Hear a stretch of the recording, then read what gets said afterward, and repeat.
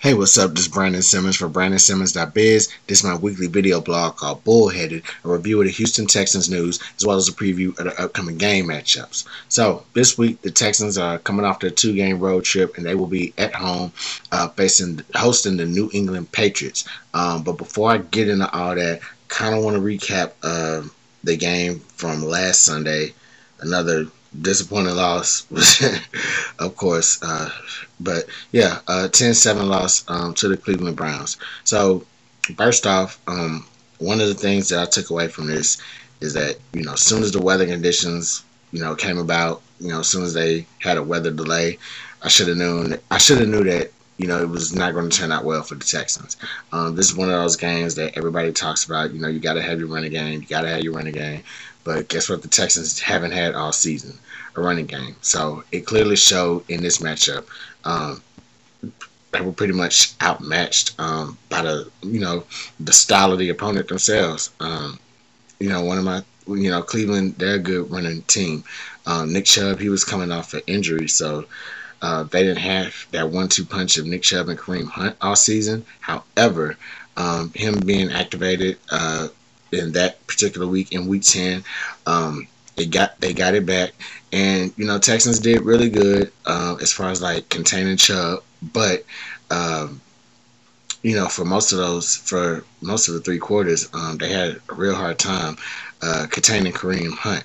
Hunt was just more physical. He was just more physical in his style of running, and with the Texans not being able to tackle that well on defense, that was a bad combination. So they even tried to get him in on like a couple of passing plays. They probably put him in open field and he probably make some damage to the secondary. But for what it's worth, Texans really kind of held their own in the Texans really kind of held their own in the from the first quarter on up until the fourth quarter. Fourth quarter, the run defense just completely fell apart. And, I said that, they had trouble with Hunt, but through the first three, they were holding it down against Chubb. But Chubb got turned up in the fourth quarter, and, he started cooking. Then Hunt started cooking again. And so both of those guys started cooking, and well, hey, they cooked us 10-7. So actually 10-0, and we had a late touchdown or whatever. But it was just something that our running game had potentially cost us. How we reacted towards the run, it costed us in this particular game. And so it's just, I don't know, going into next season, it's something they're going to really have to consider, as far as like both sides of the ball goes against the run, or with the run. So it is what it is for that game. So we got an indoor game coming up, but I'll touch on that in a few more seconds. There's one more thing I wanted to actually kind of speak my thoughts on, and that was this whole rumor of Romeo Crennel looking to be like the permanent head coach. They're looking to take away the interim tag for him going into next year. My only decision on that, no. I think a couple episodes back, I might have talked about like Romeo Crennel and just like what teams he's actually been a part of, how he's never really had success, legit success as a head coach. Defensive coordinator, completely different story. He's engineered, he's had some good defenses, he has some great defenses. He was a defensive coordinator on the Patriots, when they were winning their titles. He's been on, a couple of other staffs as defensive coordinator, and those defenses have done well. When he was with us a couple seasons ago, he had our defense ranked number 1 as far as like committing turnovers and takeaways and all that. So defensive coordinator, I'm all for it if he can, get us back to close to where we were as a defense. Head coach, I'm not with it. I think I don't really have an idea what the Texans need for a head coach right now. My guess is, if I'm just throwing it out there, maybe go offensive. Because listen, you need more. you need points more than you need defense in today's game. To be honest with you, we've had a good defense, all these years, and I'm not gonna ramble on or nothing, but yeah, basically, we've had a good defense when we didn't, have a quarterback, and we won some games or whatever. We've gotten into the playoffs a couple times, but it never manifested into anything. So this game, you really need more points than you need defense. So I'm gonna just leave it at that and revisit that another time. But yeah, it's a no for me on Romeo Crennel as head coach. So with that being said, I'm gonna go right into a couple of the key things that we need to beat the Patriots this weekend. So Patriots, they look like they had a bumpy start to that season, no doubt. They were, they won their season opener, lost again the next week. And I think they picked up another W early in the season. But since then, it's been kind of bumpy for them. They look like they're getting things back on track, just trying to find their own identity as well. So they're coming into town at 4-5, looking to kind of stay alive within that playoff hunt. Try to cling on to any hopes of the AFC East. And it's not the same Patriots that everybody's so grown to circle the calendar on. As I said, as we all know, Tom Brady has left the Patriots, and he's been subsequently he's been replaced in a way with Cam Newton. So with Cam, it's a totally different team. They're running more. There's not as much passing in their game plan right now.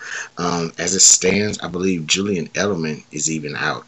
He's been out with a knee injury, so they've been relying on younger receivers, Jacoby Myers, N'Keal Harry, guys like that. I think Ryan Izzo for the tight end.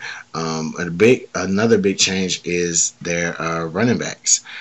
So they've had guys like Damian Harris come in, Rex Burkhead,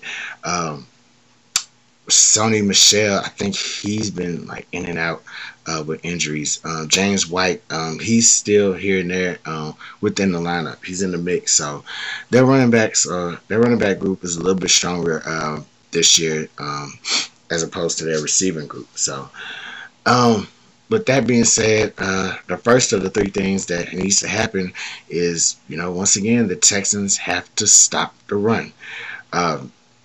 Right now, it has to start clicking on them that this is their Achilles. The defense, it has to start clicking for the defense that this is something that's killing them. And in a league that's it's been a pass happy league for a number of years now, probably way over a decade now. And so for teams to actually resort to their running game to actually really beat you in this day and age, it's a crazy thing to watch. So it's really the basis of football. Somebody gets the ball, you run to them, you tackle them. So for some reason, the Texans haven't been grasping that concept as it relates to the running game. So, but they have to grasp that concept now. They have to put a show on this weekend for sure. It just has to start clicking right now. It's week 11, and it's still the same old thing. So it has to start clicking in their head right now. They have to apply that to Damian Harris and Burkhead. Harris has been blowing up as of late over the last couple of weeks. He's been having a couple of big games, over 100 yards in some of those games.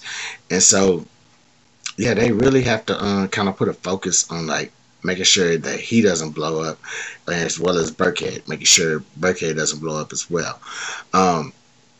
Cam Newton, he's going to be in the mix. It doesn't matter what kind of shoulder surgery he's recovering from.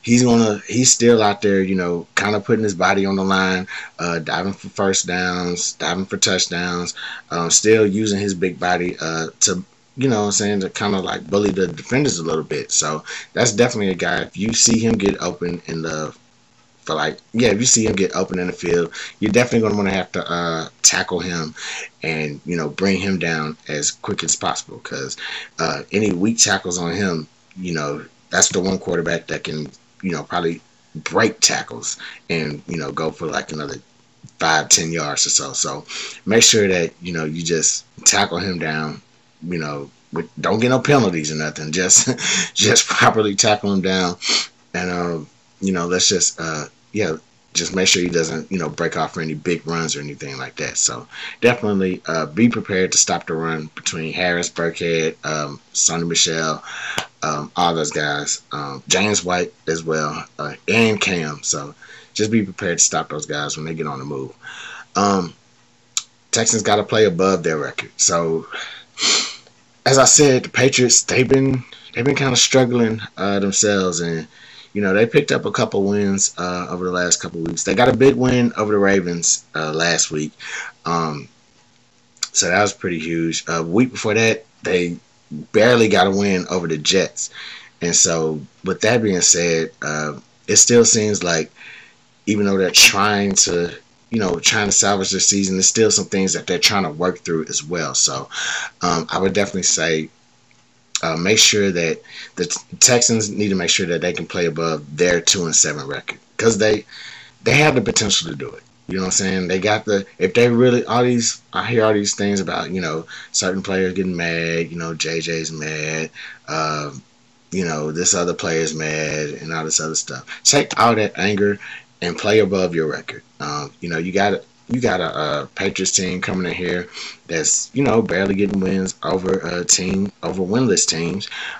You know, you want to smack them in the mouth a little bit. It's Thanksgiving week, so you know, a lot of people are gonna be home. You know what I'm saying? Like, probably, I don't know, depending on how these COVID protocols go, might be a lot of, I'm pretty sure there's going to be a lot of them at home watching the game, you know, with family, friends, and all that stuff. So, you know what I'm saying? Just put on a good show for everybody that's returning home to visit their grandmama and all them. So, just play above your record to, you know what I'm saying, just really smack the Patriots in the mouth.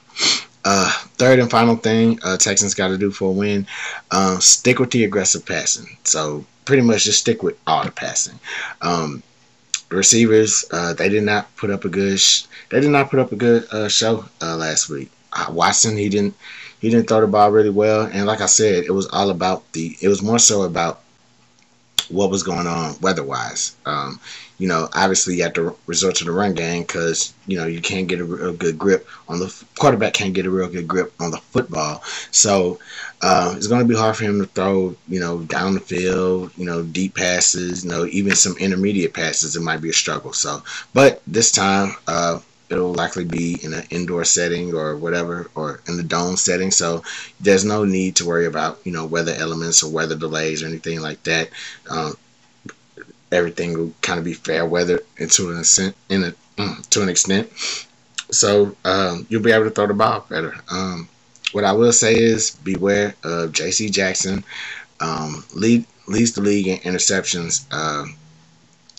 Cornerback leads the league in interceptions right now. So he's a real ball hawk type guy. Not sure if they're getting Stephon Gilmore back.